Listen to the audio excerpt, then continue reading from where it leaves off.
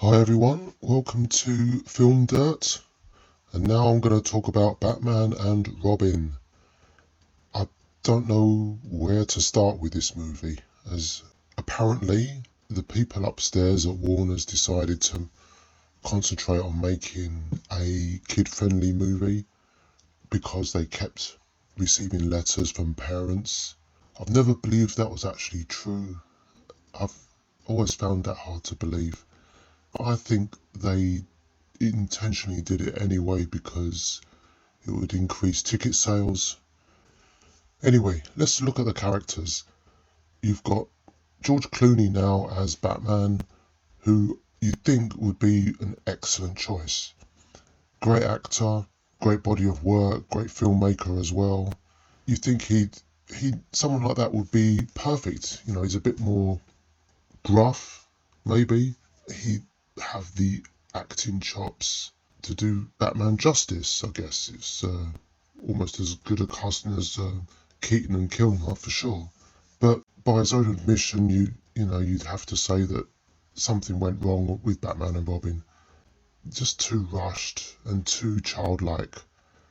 I think they got the whole tempo, the whole theme of the film very wrong, very misjudged there. And I've always liked Joel Schumacher's movies. He was a great director. I know he's now passed, and that's a great shame. But his movies are some of my top five. I just think it was a one big effort to maybe cash in on something and just make a by the numbers conveyor belt movie that's just going to be churned out in 6 months, and there you have it.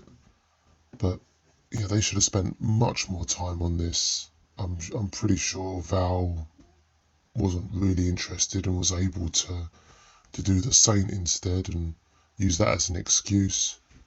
But it was all far too quick production. Let's just make a list of things to include and then just churn it out like I just said earlier.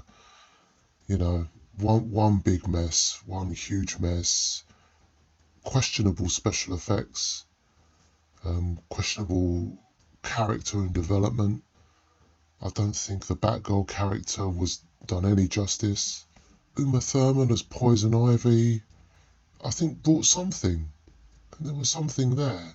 In a comic book sense, not as a dramatic, gritty story. There was something there with her, and George played it very well for the most part. Arnold is Arnold. I think he should have become the Terminator. And by Terminator, I mean Terminator 1. But bring some of that character from Terminator into this. I think he would have done very well if he had taken that angle. I mean, this was a good period in his career. He's very experienced at this point. Good body of films behind him. This could have been another return to form, as they say. So let's talk about the car. I'm in two minds of it. I don't like the single seat, but the car looks more beefier than it did in Forever. This one, again, is a single seat, but I'm just wondering, where do you put the damsel in distress? When you've saved the damsel in distress, where does she go? She has to go somewhere.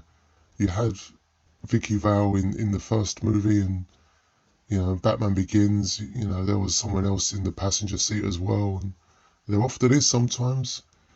And in this one, you can't do that. So, considering this is called Batman and Robin, you'd think that the second seat could be for Robin as well at some point. But he gets a bike, which doesn't even look that good. I mean, the whole movie is just aimed for kids. All the designs, the vehicles, just stupid. And the ones that turn up at the end, I don't know. I don't know what to make of that. The Batgirl cycle looked okay.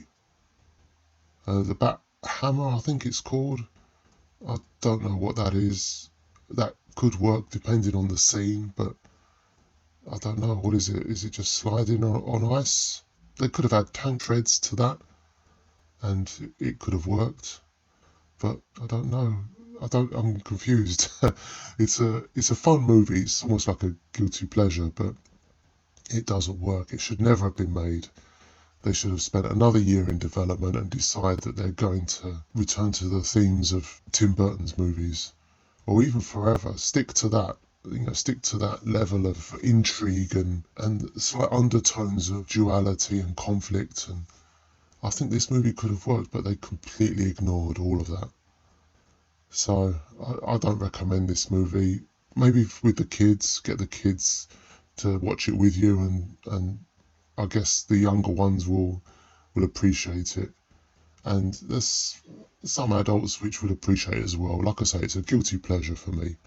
Maybe just to laugh at, but there's nothing to it. You can just stick it on and just watch it with one eye open or when you're half asleep. So yeah, maybe 2 stars for me, two out of 5. And I'll finish off with again just a little bit about me. I don't accept any tickets or any freebies from any of the studios, completely unconnected and unbiased. I'm a bit skeptical when other channels say that they're unbiased and they don't accept anything from the studios, but I know some of them that do get tickets to screenings. If they're a bit too honest and give bad reviews, then they're going to stop getting those. So that's my review of Batman and Robin. I'll see you again for another review. Take care.